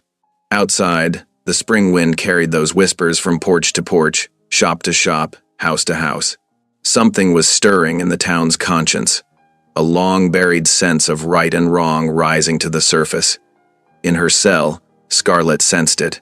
In his room, Hudson nurtured it. And in homes throughout the town, people began to remember their own stories of loss and injustice, preparing to speak them aloud at last. Sunday morning dawned clear and cool, the spring sun casting long shadows across the dusty streets of town. Already at 6 o'clock, people were moving with unusual purpose toward the white-steepled church. They gathered in small clusters on the boardwalk and near the hitching posts, heads bent close in whispered conversation. Hudson Boone stood in his boarding room, carefully checking the contents of the leather satchel one final time. The documents inside represented more than just paper and ink. They held Scarlett's freedom and the town's redemption. His ribs still ached from the alley fight, but determination drove the pain from his mind. He pulled on his best shirt, the one Scarlett had mended for him during their weeks in the mountain cabin. Outside his window, the church bell began to toll, its deep bronze voice calling the faithful to worship. Hudson watched as more townspeople emerged from their homes, dressed in their Sunday finest. There were faces he recognized from his quiet conversations throughout the week. U.S. Self, Jake Reynolds leading his family down the street, Widow Chen walking slowly but purposefully with her cane, the blacksmith and his apprentices. He lifted the satchel and made his way downstairs. Mrs. O'Malley stood at the bottom, wringing her apron in nervous hands. "God be with you today, Mr. Boone," she whispered. "We'll all be there." Hudson touched the brim of his hat in thanks and stepped out into the morning light. The crowd around the church had grown larger than any regular Sunday service he could remember. People pressed close as he approached, their eyes following the satchel in his hand. A path cleared for him up the wooden steps. Inside, the church was already half full, though it was still 20 minutes before the regular service time. Sunlight streamed through the high windows, dust motes dancing in the colored beams. Hudson made his way to the front pew, setting the satchel carefully beside him. More people filed in behind him, their boots and shoes creating a steady rhythm on the plank floor. Reverend Harlan emerged from his study, his normally composed face showing signs of strain. His hands trembled slightly as he arranged his Bible on the pulpit. When his eyes met Hudson's, there was both fear and resolution in his gaze. The pews filled quickly. Soon people were standing along the walls and at the back of the church. Hudson noticed the marshal slip in just before the hour, taking up position near the door. The railroad agent, Silas Granger, sat in his usual place near the front, but his usual swagger seemed diminished by the unusual crowd. As the final bell tolled, Reverend Harlan raised his hands for silence. The murmuring congregation grew still. "Brothers and sisters," he began, his voice catching slightly, "we gather today not just for regular worship, but to face a grave matter that affects us all." He paused, gathering strength. "Mr. Boone has something to share with us. I've seen the evidence he carries, and I believe we must hear it. Mr. Boone." Hudson stood slowly, lifting the satchel. He felt every eye in the church upon him as he walked to the pulpit. Setting the documents carefully on the wooden surface, he turned to face the congregation. "Most of you know me as a man of few words," he began, his deep voice carrying to the furthest corner. "Today I speak for someone who can't be here, Miss Scarlet May, who sits in jail for trying to tell the truth." He opened the satchel, removing the first document. 3 years ago, Scarlet worked as a cook in the railroad camp. She saw men forging signatures on water rights contracts. Right, stealing water from honest folks like Jake Reynolds and Widow Chen. He held up the paper. She took these documents, not for profit, but because she knew it was wrong. Silas Granger surged to his feet. "That's railroad property. She's nothing but a common thief." Several voices shouted him down. Jake Reynolds stood up from his pew. "Let him speak," Hudson continued, his steady gaze sweeping the room. "Scarlet carried these papers for years, afraid but unwilling to destroy the only proof of what was done to this town. When she trusted me with her secret, I saw a woman braver than any man who's tried to silence her." He handed the documents to Reverend Harlan. "These contracts show how water rights were stolen from both settlers and Ute families. Every signature forged, every witness paid off, every date falsified." The Reverend's hands were steady now as he took the first contract. His clear voice rang out as he read the details: dates, names, locations. With each document, the evidence mounted. Altered numbers, impossible dates, signatures that couldn't be real because the supposed signers had been dead for months. A low rumble of anger began to build in the church. Hudson saw faces darkening with recognition as people heard familiar names and places. The marshal shifted uncomfortably by the door. Silas Granger tried again to interrupt, pushing his way toward the front. This time, 3 ranchers stepped into his path. "Sit down," one growled. "We're hearing this out." The reading continued. Reverend Harlan's voice grew stronger with each page, as if the truth itself was giving him courage. When he finished the last document, the silence in the church was absolute. Then a voice called out from the back, "My brother lost his farm because of those water rights." "They drained my forge pond," the blacksmith added. More voices joined in, years of quiet grievances finally finding voice. The murmur swelled to an angry chorus. The marshal stepped forward, raising his hands. "Now see here," he began. "We can't just take the word of some fat cook who stole private property. Shame on you." Widow Chen's voice cut through the clamor. She stood, leaning on her cane. "That fat cook had more courage than you, taking bribes to look the other way while honest people suffered." The marshal's face reddened, but his protests were drowned out by the crowd. People were standing now, calling out their own stories of loss and betrayal. Hudson watched as the truth he and Scarlet had carried for so long took root in the community's heart. Reverend Harlan raised his Bible. "The Lord says, 'The truth shall set you free.' Today we've heard truth that's been hidden too long. I say we march to the jail and demand Miss May's release. Amen." The response was thunderous. People began moving toward the doors, their purpose clear. Hudson gathered the documents carefully back into the satchel. He caught Silas Granger slipping out a side door, no doubt heading for his office to destroy more evidence. But it was too late. The truth was out now, carried in too many voices to be silenced. Outside, the crowd was growing. More townspeople joined as word spread. Hudson saw women who had once mocked Scarlet, now calling for her freedom. Men who had laughed at her size stood shoulder to shoulder with those demanding justice. The marshal tried one last time to assert authority, drawing his pistol. "This is unlawful assembly." Jake Reynolds stepped forward, 6 feet of weathered rancher facing down the badge. "No, sir. This here's the law finally being done right. Now either help us or step aside." The marshal's hand trembled. Slowly, he holstered his gun and stepped back. The crowd surged forward, their voices rising in righteous anger, moving as one toward the jail where Scarlet waited. Hudson walked with them, the satchel secure in his hands, his heart full of hope. The truth had taken root at last, and like a seed breaking through hard ground, it would not be stopped from growing into something beautiful and just. The The morning sun climbed higher as the crowd moved through the streets, their shadows stretching behind them like banners of approaching change. In her cell, Scarlett would soon hear their footsteps, their voices, their determination to right a long-standing wrong. Hudson quickened his pace, knowing that the moment of her vindication was finally at hand. Dusk painted the western sky in deep purples and golds as lantern lights began appearing in the streets of town.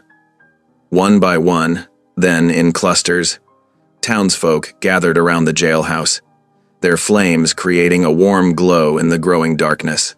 The wooden walls of the jail seemed to shrink under the presence of so many determined faces. Inside her cell, Scarlett heard the shuffle of boots and murmur of voices growing louder. Her heart beat faster, uncertain whether to fear or hope. The iron bars cast long shadows across the floor as lamplight filtered through the window. Marshal Avery paced near his desk, his face drawn with tension. Outside, the crowd had swelled to nearly 100 people. Their voices grew more insistent, calling for justice and Scarlett's release. The marshal's hand trembled as he fingered his badge. Hudson Boone's deep voice carried above the others. "Marshal, you know what's right. Open that cell." The crowd pressed closer, their lanterns held high. Through the barred window, Scarlett could see familiar faces: the widow Chen, Jake Reynolds, the blacksmith and his wife, even Mrs. Peterson, who had once turned up her nose at Scarlett in the mercantile, stood among them holding a lamp. Finally, Marshal Avery's shoulders sagged. He reached for his ring of keys with a shaking hand. The iron lock clicked, and the cell door creaked open. Scarlett stepped out slowly, her head bowed from habit. She had walked through town as an object of scorn so many times before, but now, different sounds reached her ears. "Miss May," called Widow Chen warmly. "God bless you, Scarlett," said the Reverend's wife. "You showed real courage, miss," added Jake Reynolds. She raised her eyes to find not mockery, but respect in the faces before her. Hudson stepped forward, his scarred face gentle in the lamplight. He held out his hand, and she took it gratefully, drawing strength from his firm grip. Together they walked out of the jailhouse. The crowd parted to let them through, then fell in behind them like a protective wall. Lanterns bobbed and swayed as they moved through the darkening streets toward the church. The white-painted church glowed softly against the purple evening sky. Its doors stood open, welcoming them all inside. Scarlett paused at the threshold, overwhelmed by the moment. Hudson's hand squeezed hers gently, encouraging her forward. Reverend Harlan stood at the pulpit, his Bible open before him. As the congregation filled the pews, their lanterns cast dancing shadows on the walls. Scarlett and Hudson sat in the front row, where she had sat that morning when truth first broke free. The Reverend raised his hands, and the rustling crowd grew still. "Let us pray," he said, his voice carrying to every corner. "Lord, we come before you tonight asking for mercy and justice. We have seen how truth can heal old wounds and open hardened hearts. We thank you for giving courage to those who stood for right, and wisdom to those who learned to see with new eyes." Scarlett felt tears welling up as the Reverend continued. Years of shame and fear began cracking like river ice in spring. Each word of the prayer seemed to wash away another layer of pain, until her tears flowed freely. She felt Hudson's strong shoulder beside her, steady as a mountain. When the prayer ended, people came forward to shake her hand, to offer quiet words of support or ask forgiveness for past unkindness. The marshal stood at the back, his badge no longer pinned to his chest. Even Silas Granger was absent, having fled toward the railroad office as darkness fell. Later that night, Scarlett and Hudson sat together on the boarding house porch. The street was quiet now, the lanterns extinguished. Stars twinkled overhead in the vast Colorado sky. The usual evening noise from the saloon was muted, as if the whole town was holding its breath, reflecting on the day's events. Scarlett ran her fingers over her worn shawl, remembering how she had once used it to hide from staring eyes. Now the cool evening air felt clean and fresh on her face. "I never thought I would see this day," she said softly. "Thank you for not giving up on me, Hudson." Hudson turned to her, his scarred face peaceful in the starlight. "God never gave up on you, Scarlett," he replied, his voice gentle but firm, "and neither did I." They sat together in comfortable silence, watching the stars emerge one by one. The night air carried the scent of pine from the mountains, and the promise of morning yet to come. Dawn brought a stir of excitement to the town as hoofbeats echoed down the main street. 6 Ute riders approached at a measured pace, their horses' flanks gleaming in the morning Sunday. Chief Running Fox led them, his face stern but dignified as townsfolk gathered on the boardwalks. Reverend Harlan stepped forward, his Bible tucked under one arm. He raised his hand in peaceful greeting as the riders halted before the church steps. The chief dismounted gracefully, his dark eyes taking in the scene with careful consideration. "We heard stories," Running Fox said, his English clear and measured.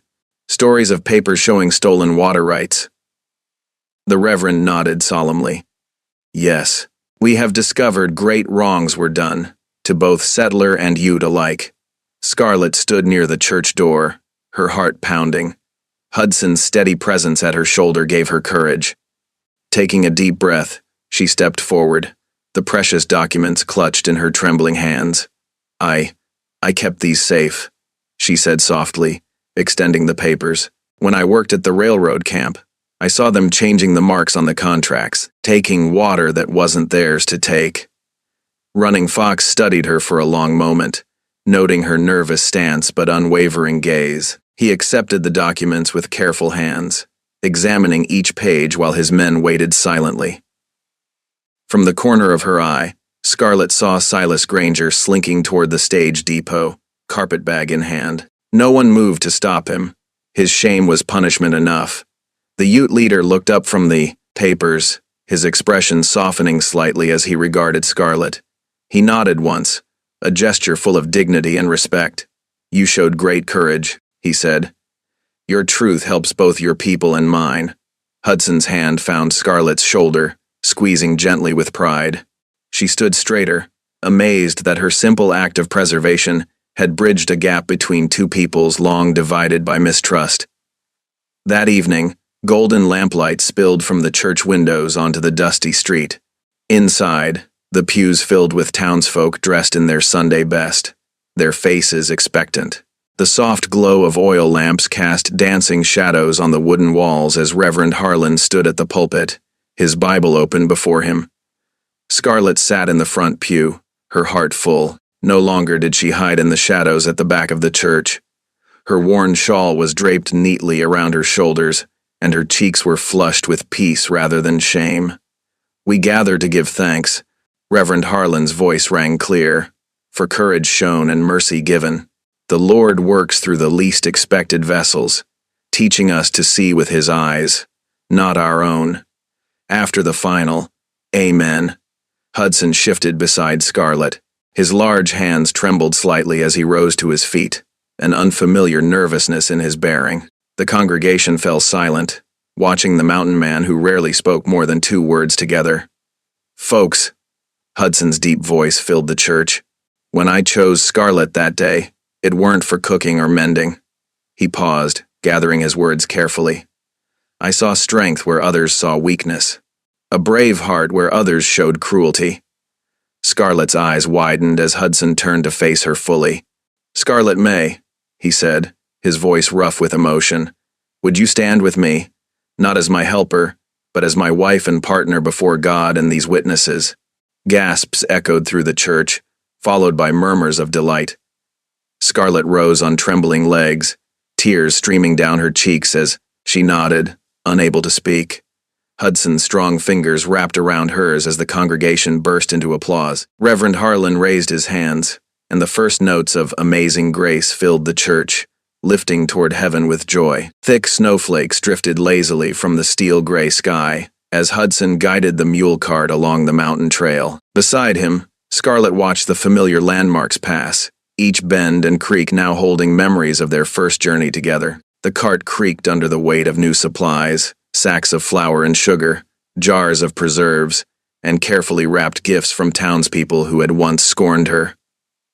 "Almost home," Hudson said softly, his breath visible in the cold air. "Home." The word settled in Scarlett's heart like a warm ember. When they crested the final ridge, The cabin came into view, its sturdy logs and stone chimney a welcome sight against the snowy pines. Smoke still curled from the chimney. Widow Bennett had tended the hearth while they were in town, keeping the cabin warm for their return. Hudson helped Scarlett down from the cart, his strong hands gentle at her waist. Together they carried their supplies inside, making several trips as the snow continued to fall. The familiar scent of pine and wood smoke greeted them, along with the lingering warmth of the banked fire. Scarlett moved to the hearth, adding kindling and logs until flames danced merrily. Hudson struck a match to light the oil lamp, and golden light spilled across the cabin's interior. Everything looked different now, not just a shelter, but truly their home. With reverent care, Scarlett unpacked the gifts from grateful townspeople. A hand-stitched quilt from the seamstress, pottery bowls from the general store, preserved fruits from the widow's orchard. Each item represented not just generosity, but respect, something she had never known in town before. She unwrapped her shawl, the same worn garment she had once clutched around herself like armor. Now she hung it beside the fire to warm, no longer needing its protection to hide herself from cruel eyes. Hudson finished storing the supplies, then came to stand behind her. His arms settled across her shoulders, strong and sure. In the lamplight, his scars seemed softer, like badges of survival rather than marks of pain. He said quietly, "Maybe raise some chickens. The south slope would be good for vegetables." He paused, choosing his words carefully. "Plenty of room for little ones, too, if the good Lord sees fit to bless us." Scarlett leaned into his embrace, tears gathering in her eyes. Not tears of shame or fear this time, but of joy. "I never thought I'd have this," she whispered. "A real home. A husband who—" Her voice caught. "Who loves you," Hudson finished simply. "Who saw the truth of you that first day." Outside, a wolf's howl echoed across the mountain, answered by its pack. But inside the cabin, all was peace and warmth. Scarlett stood in the circle of Hudson's arms, no longer the scorned woman at the hiring corner, no longer the fat one, mocked by cruel tongues.